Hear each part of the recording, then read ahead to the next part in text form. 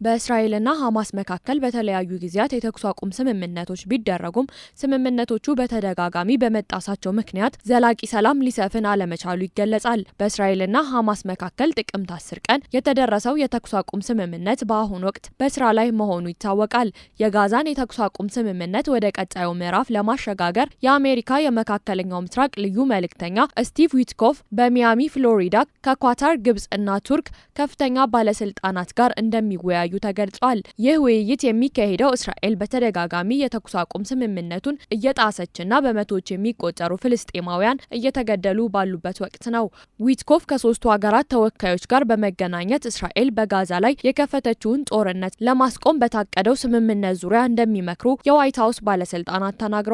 በውይይቱ የኳታር ጠቅላይ ሚኒስትርና የውጭ ጉዳይ ሚኒስትር ሼህ መሐመድ ቢን አብዱራህማን አልታኒ፣ የቱርኩ የውጭ ጉዳይ ሚኒስቴር ሃካን ፊዳን እና የግብጽ የውጭ ጉዳይ ሚኒስትር ባድር አብዴላቲ ይሳተፋሉ ተብሎ ይጠበቃል። የእስራኤል ጠቅላይ ሚኒስትር ቤንያሚን ኔታንያሁ በበኩላቸው ስለ ስምምነቱ ሁለተኛው ምዕራፍና ሊከሰቱ ስለሚችሉ ሁኔታዎች ከደህንነት አማካሪዎቻቸው ጋር ጥብቅ ምክክር እያደረጉ መሆኑ ተሰምቷል። ፕሬዚዳንት ዶናልድ ትራምፕ ከጋዛ ጉዳይ እጃቸውን ካወጡ እስራኤል ሐማስን ትጥቅ ለማስፈታት አዲስ ወታደራዊ ዘመቻ ልትጀምር እንደምትችል አንድ የእስራኤል ባለስልጣን ለአልጀዚራ ተናግረዋል። ነገር ግን ትራምፕ በጋዛ ሰላም እንዲሰፍን ስለሚፈልጉ ይህ የመከሰቱ እድል ጠባብ ነው ብለዋል። ዋሽንግተን በሁለቱ ወገኖች መካከል የተካሄደው የተኩስ አቁም ስምምነት እንደቀጠለ ነው ብትልም እስራኤል ግን ጥቃቷን አላቆመችም። የመጀመሪያው ምዕራፍ ስምምነት ሰብአዊ እርዳታ ወደ ጋዛ በነጻነት እንዲገባ የሚል ቢሆንም እስራኤል ይህንን በማገድ ስምምነቱን እየጣሰች መሆኑ ተገልጿል።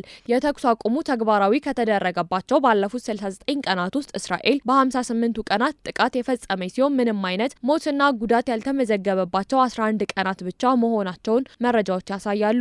ፕሬዚዳንት ዶናልድ ትራምፕ ኔታንያሁ በገና በዓል ወቅት በፍሎሪዳ ሊጎበኟቸው እንደሚችሉና ስምምነቱ ወደ ሁለተኛው ምዕራፍ እንዲሸጋገር ግፊት እያደረጉ መሆኑን ገልጸዋል። አሸማጋዮቹ ኳታርና ግብጽም ስምምነቱ ወደ ሁለተኛው ምዕራፍ እንዲሸጋገር አጥብቀው እየጠየቁ ነው። ሁለተኛው የስምምነቱ ምዕራፍ የእስራኤል ጦር ከጋዛ ሙሉ በሙሉ እንዲወጣና ዓለም አቀፍ ሰላም አስከባሪ ኃይል ወይም አይኤስኤፍ እንዲሰፍን የሚጠይቅ ነው። በጋዛ ያለው ተኩስ አቁም በስም ብቻ ያለ እንጂ መሬት ላይ ያለው ግን እስራኤል የአየር ድብደባ፣ የመድፍ ጥቃትና ቀጥተኛ ተኩስ እያደረገች መሆኑን የጋዛ የመንግስት ኮሚኒኬሽን ጽህፈት ቤት ገልጿል። የተኩስ አቁሙ ከተጀመረበት ጥቅምት 10 እስከ ታህሳስ 12 ባለው ጊዜ ውስጥ ብቻ እስራኤል 738 ጥሰቶችን ፈጽማለች ነው የተባለው። በመቶዎች የሚቆጠሩ ፍልስጤማውያንንም መግደሏን መረጃዎች ያመላክታሉ። የእስራኤል ጦር በሲቪሎች ላይ 205 ጊዜ ቀጥተኛ ተኩስ የከፈተ ሲሆን የሎ ላይን ተብሎ ከሚጠራው ክልል በማለፍም 37 ጊዜ ወረራዎችን መፈጸሙን እንዲሁም 358